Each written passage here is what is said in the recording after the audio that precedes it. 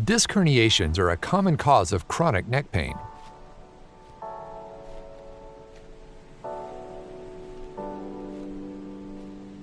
The inflamed annular tear causes neck pain.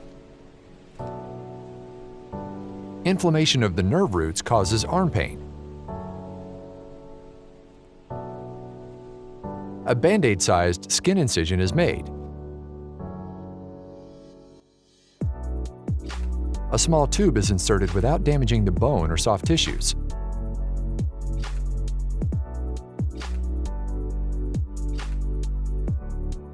The laser removes the herniation and debrides the annular tear.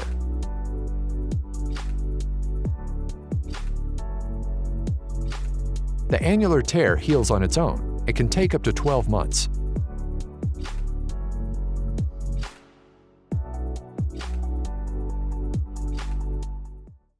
If you have a herniated or bulging disc and neck pain, submit your MRI for a free review at www.mri.deukspine.com.